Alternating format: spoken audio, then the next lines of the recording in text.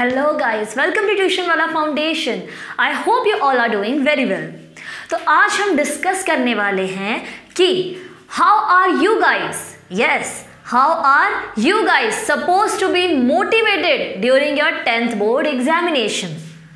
यानी कि आप अपने आप को मोटिवेट कैसे कर सकते हैं during the hard times of your life. सबसे सुना होगा कि 10th boards are the most important part of your life, यानी कि आप अपनी लाइफ की हार्डेस्ट जर्नी की शुरुआत करते हैं 10th बोर्ड एग्जामिनेशन से। तो इस समय अपने हार्ड टाइम्स में आपको मोटिवेटेड कैसे रहना है, कैसे अपनी होप को लूज नहीं करना है, इसके बारे में आज मैं आपको टिप्स देने वाली।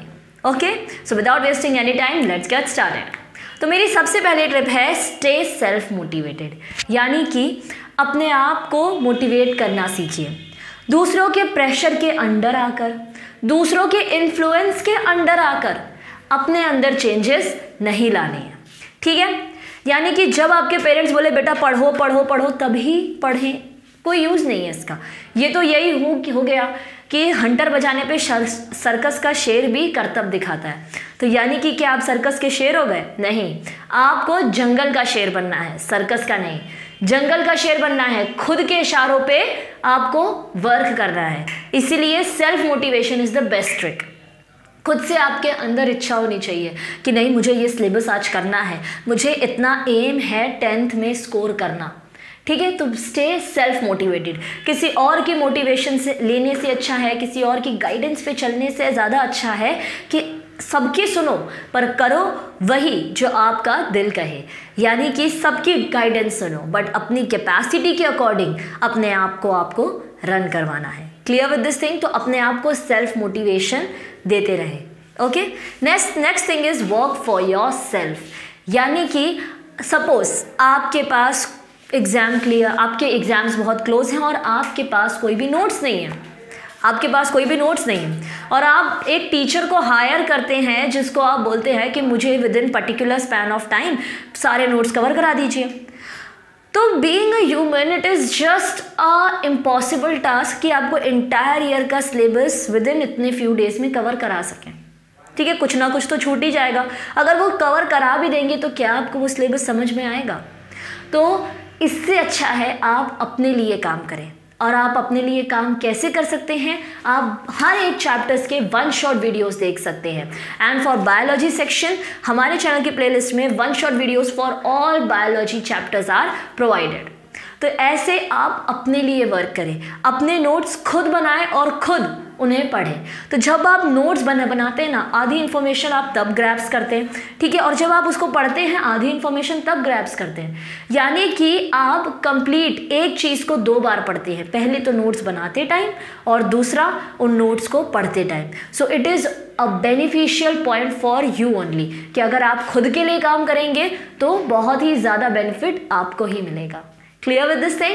Next is don't get assumption because of pre-boards। यानी कि आपके बोर्ड एग्जामिनेशंस के पहले प्री बोर्ड्स हो गए हैं, जिन्हें कहीं प्रीलियम एग्जामिनेशंस भी कहा जाता है।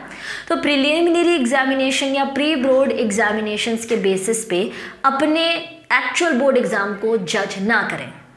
यानी कि मेरा मतलब है, चलो 2 टाइप के बच्चे ले लेते हैं। कुछ टाइप के बच्चों को प्री बोर्ड्स में बहुत अच्छे मार्क्स आए हैं, they have scored excellent in their pre boards.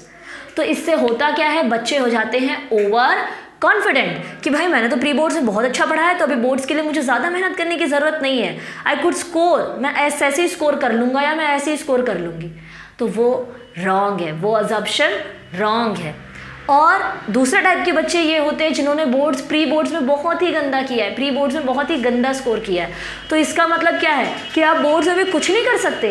यानी कि भाई मैंने तो प्री बोर्ड्स में बहुत ही गंदा स्कोर किया है, मेरे तो बस जस्ट पास हुए, मेरे तो पास ही नहीं हुए, तो मैं बोर्ड में क्या ही कर लूँगा या मैं क्या ही कर लूँगी, तो फिर मैं मेहनत करके करूँ भी क्या, क्योंकि मेरा तो कुछ होने वाला नहीं है। तो ये अजम्पशन भी अपने अंदर मत रखिए, ये अजम्पशन भी रॉन्ग है।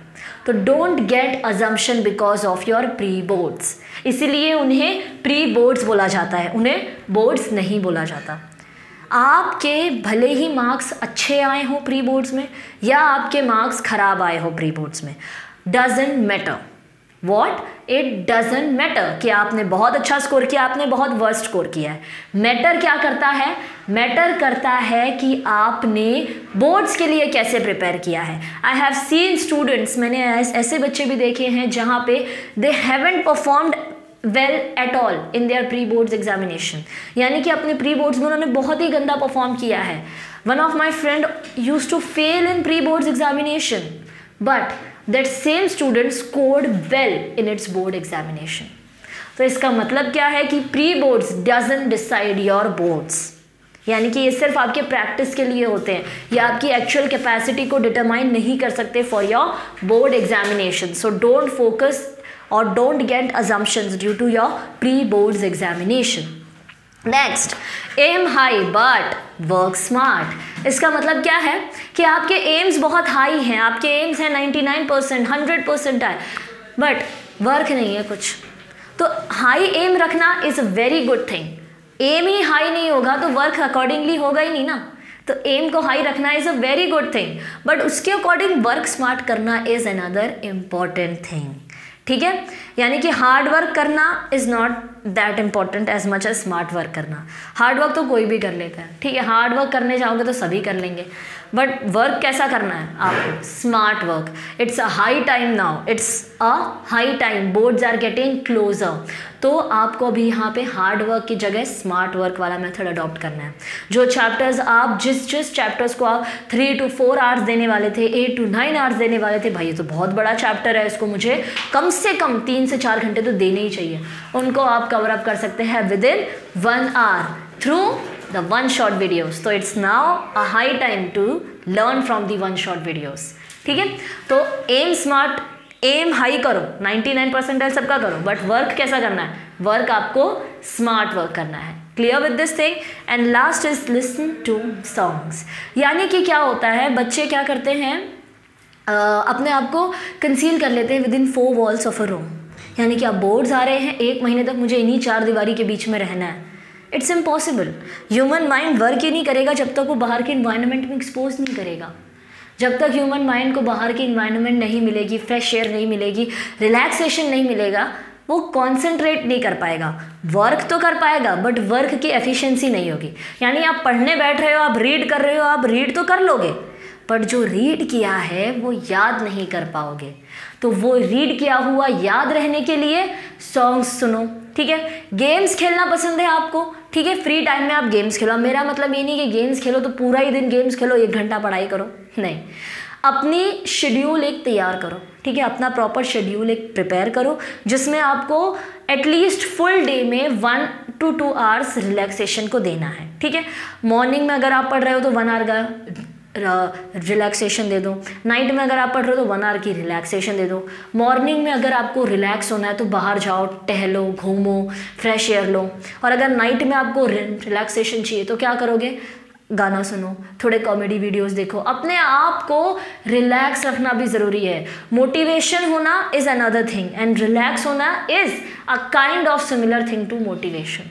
यानी कि जब तक आप अपने आप को रिलैक्स नहीं करेंगे तब तक सिर्फ मोटिवेट ही हो रहे हैं। आप गाने सुन रहे हैं मोटिवेशन के, नहीं मैं कर लूँगा, मैं कर लूँगा, मैं कर लूँगी, सिर्फ मोटिवेशन ही होते जा रहे हैं। बट जब एक्चुअल में करने की बात आए ना, तब आप वीक हो जाते हैं। क्यों हो जाते हैं, क्योंकि दिमाग आपका उस वे में चल गया है कि भाई काम ही काम करना है। तो जब इतना काम करोगे, रिलैक्स ही नहीं होगा ब्रेन, तो फोकस कैसे कर पाएगा brain.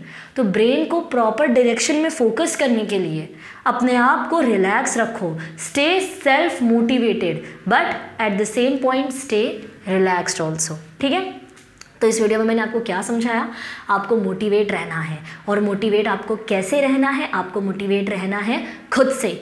Stay self motivated, don't rely on others, work for your self. खुद के नोट्स खुद बनाओ, अपने लिए खुद काम करो। Next, don't get assumption because of pre boards. Pre boards में आपने कैसा भी परफॉर्म किया हो, वो आपके प्री बोर्ड्स थे, उनको भूल जाओ। अब आते हैं आपके बोर्ड एग्जामिनेशन, ये आपका डिसाइड करते हैं। पासा कभी भी पलट सकता है, ठीक है, पासा कभी भी पलट सकता है। So be a game changer. Next thing, aim high but work smart. High aim रखो, 99%, 98, 100% हाई एम रखना is a very good thing, but उस हाई एम को अकम्प्लिश करने के लिए वर्क हार्ड करना is a good thing, but कब तक? जब आपके पास पूरा साल पड़ा हो। बट जब आपके पास हाई टाइम आ गया है तो उस हाई टाइम में आपको स्मार्ट वर्क करना है, हार्ड वर्क नहीं करना है। Next is listen to music. इसका मतलब सीधा सीधा है try to relax your self. अपने आप को टाइम दो, मोटिवेटेड रहो and all the very best for your upcoming examinations. And thank you for watching this video. For more such interesting videos, subscribe to our channel Tuition Wala Foundation.